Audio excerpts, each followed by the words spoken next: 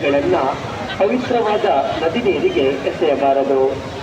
ಭಕ್ತಾದಿಗಳು ತಂದಿರುವ ಯಾವುದೇ ರೀತಿಯ ಹಳೆಯ ಬಟ್ಟೆ, ಪ್ಲಾಸ್ಟಿಕ್ ಕವರ್ ಹಾಗೂ ಇನ್ನಿತರ ಕಸಕಡ್ಡಿಗಳನ್ನು ಪವಿತ್ರವಾದ ನದಿ ನೀರಿಗೆ ಎಸೆಯಬಾರದು. ನದಿ ದಂಡೆಯ ಮೇಲೆ ಇರುವ ಕಸದ ಬುಟ್ಟಿಗೆ ಹಾಕಬೇಕು. ನದಿಯ ಮೇಲ್ಭಾಗದ ಡ್ಯಾಮ್ನ ಮೇಲೆ ಯಾರು ಕೂಡ ಸ್ನಾನಕ್ಕೆ ಹೋಗಬಾರದು. ಡ್ಯಾಮ್ನ ಮೇಲೆ ಸ್ನಾನಕ್ಕೆ ಹೋಗುವುದನ್ನು ಕಡ್ಡಾಯವಾಗಿ ನಿಷೇಧಿಸಲಾಗಿದೆ. ನದಿಯ ಮೇಲ್ಭಾಗದ ಡ್ಯಾಮ್ನ ಮೇಲೆ ಯಾರು ಕೂಡ ಸ್ನಾನಕ್ಕೆ ಹೋಗಬಾರದು. ಡ್ಯಾಮ್ನ ಮೇಲೆ ಸ್ನಾನಕ್ಕೆ ಹೋಗುವುದನ್ನು ಕಡ್ಡಾಯವಾಗಿ ನಿಷೇಧಿಸಲಾಗಿದೆ. ಸ್ನಾನ ಆದ ಭಕ್ತಾದಿಗಳು ಆದಷ್ಟು ಬೇಗನೆ ಶ್ರೀ ಸ್ವಾಮಿಯ ದರ್ಶನಕ್ಕೆ ತೆರಳಿ. ಸ್ನಾನ ಆದ ಭಕ್ತಾದಿಗಳು ಆದಷ್ಟು ಬೇಗನೆ ಶ್ರೀ ಸ್ವಾಮಿಯ ದರ್ಶನಕ್ಕೆ ತೆರಳಿ.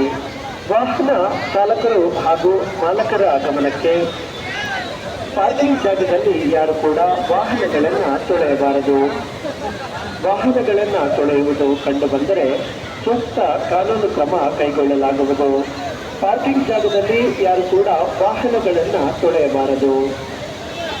ವಾಹನಗಳನ್ನು ತೊಳೆಯುವುದು ಕಂಡುಬಂದರೆ ಸೂಕ್ತ ಕಾನೂನು ಕ್ರಮ ಕೈಗೊಳ್ಳಲಾಗುವುದು.